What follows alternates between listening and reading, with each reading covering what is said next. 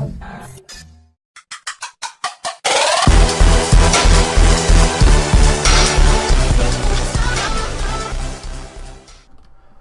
going on, guys? It's Alex RAPIDMADNESS, and I'm here with a Call of Duty video. It's the top 10 worst equipment in Call of Duty history, and in the background it's hardpoint on solar. It's part of the ranked playlist, and I know we win. I can't remember my KD off the top of my head, but I hope you guys enjoy that in the background. And obviously we've got the top 10 to do, but before we get into that, I've got one honourable mention, and that is the jammer. And that's because it was just really annoying. It took away your minimap. You could never find it, and so you could never get rid of it. And it was just really annoying. Anyway, getting into it, at number 10 is the sensor grenade from Black Ops 2, and this is because it was a bit pointless, really. I liked the idea behind it, that you could see where the enemy were, once you threw it down, but you already had a minimap, so you knew where they were. And so, it was just one of the things that's really good idea on paper, but when it came to practice, it just didn't work out. At number 9 is the C4 from all of the Call of Duty games, and this is because people placed it on an objective or somewhere you would spawn or something like that, wait for you to come along. They just sit there, and then blow 3 or 4 of you up, and then get a triple kill or something. And especially in something like S&D, it was just a nightmare. At number 8 is the Nova Gas from Black Ops 1, and this was more of an annoyance than a bad thing. It was just because it slowed you down, and it was hard for you to see, and you couldn't really get out of it, and you couldn't fight back. And so what people would do is they'd throw this down either where you're going to spawn or on an objective, and it just meant that you couldn't see and you couldn't move, and then they would just sit there and they could just kill you. Especially if they had scavenger or something like that on. I think scavenger resupplied your secondary grenade, and so you could just sit there and throw it and throw it and throw it, pin you down, and just kill you over and over and over again. At number 7 is a Black Hat from Black Ops 2, and this is after the nerf. So before the nerf, what you could do is you could hack like a sentry gun or a UAV or something, and before the nerf, I think it took about 4 or 5 seconds to hack a UAV. And then after, it took about 7 or 8, and you might think, oh, that's not that long, it's only a few more seconds. The problem is though, is that if you're doing it, you've got to keep up with it for a start, and 2, obviously you're playing the game of Call of Duty, so people are going to come up and kill you. It just took a bit too long, and it just really wasn't worth it using it. At number 6 is the motion detector from Black Ops 1. And this is because people use this to camp. So, if you guys remember Nuketown from Black Ops 1, people, what they'll do is they put it down on the stairs. They'll be upstairs camping away as they do, and they'll obviously see it on their minimap, and they'll know where you're coming. Turn around, lay down, bang, you're dead. You're done for. There's nothing you could do. They knew you were coming. There's the upper hand. So yeah.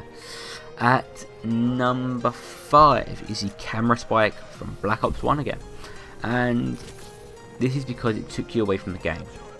If you guys didn't know, the camera spike was a camera, you put it down, and instead of having a minimap, you could see what the camera saw, which is good in some respects. However, because because it replaced your minimap, at least you had to switch between. It took you out of the game. You didn't know where the enemy were. You didn't know where your friendly, your team were, and so it just took you out of the game a bit too much. It just wasn't. It just didn't help. At number 4 is the shock charge from Black Ops 2, and this is because obviously it gave you an electric shock, just a bit like the Nova Gas, apart from the Nova Gas was gas and the shock charge was the shock. It was okay at first, and then people found out you could team it with the Bouncing Betty, and once people teamed it with the Bouncing Betty, you were done for. Basically, you get a shock charge, and then you take a step, to get away, or you jump, or something like that. Bouncing Betty would come up, you were dead. You couldn't get out of there in time. And although people say, oh yeah, you could just crouch or go prone or whatever to get away from it, you couldn't do it. 9 times out of 10, you were done for, you were dead. And yeah. At number 3 funny enough, is the Bouncing Betty from Black Ops 2, and all of the other ones as well, but particularly Black Ops 2, just because it was teamed with the Shock Charge. The Bouncing Betty on its own wasn't that bad, but again, when you team it with something like the Shock Charge, you're done for. You can't get away from it. There's nothing you can do, and so you've just got to sit there and take it, unfortunately. And then obviously it means that you die and you've got either that respawn delay or something like that, or you're near an objective or something and you can't take it. At number 2 is the tack inserts, and from all the games, and that's just because it wasn't used for what it was supposed to be used for. The idea of it was basically you could pick where you spawn, which I think is great. Really cool idea. If you're playing something like Domination and you're going to be attacking B a lot, you can put it down and you're going to be there.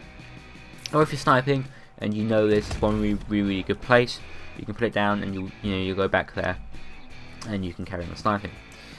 Unfortunately though, it was just used by boosters over and over again. Unfortunately, whenever something comes out for something like Call of Duty, you're not gonna people are going to abuse the system, and that's what happened with tack inserts, and that's what made it bad, unfortunately.